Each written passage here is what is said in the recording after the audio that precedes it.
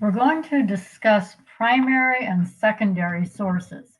So let's start with just a brief reminder of the differences.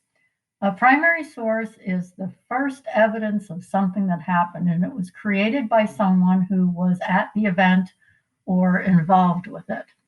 It's directly related to that time and or that event, and the person saw or heard the event in most cases, or was the event, as you will see.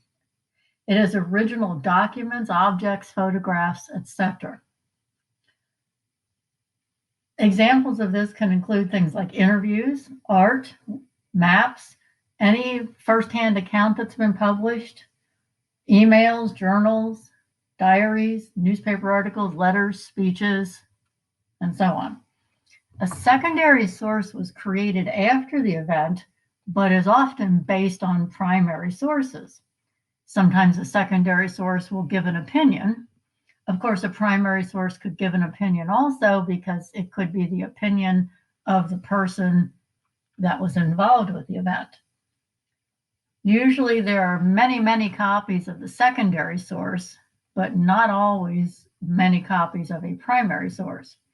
Examples of secondary sources include music, plays, biographies, art, movies, textbooks. However, this can all be very confusing.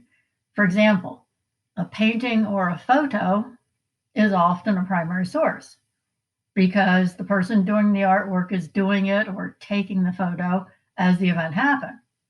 But if the painting is created now about an event that was in the past, that is a secondary source. When you're doing research about history, you need to be accurate. So let's look at some sources that we can use for primary sources. One of the main ones is the Library of Congress. And you can do a search here by topic and limit what type of source you want. Now, that does not mean that all of these will be primary sources. You can also scroll down and go through different trending topics. You can also visit their research center online. You can look at free items to use and reuse. And these would be primary sources here because they are materials that were definitely from the 23 presidents, from George Washington to Calvin Coolidge. Now, they have been digitized and are available online. So then the great debate comes where if I'm not looking at the exact item in front of me, but I am using an online source, for example, my citation would be the web address listed up here. I am looking at a digitized version of this. Is this a primary source? Interesting debate. I'll let you think about that. Library of Congress has primary sources about ongoing topics.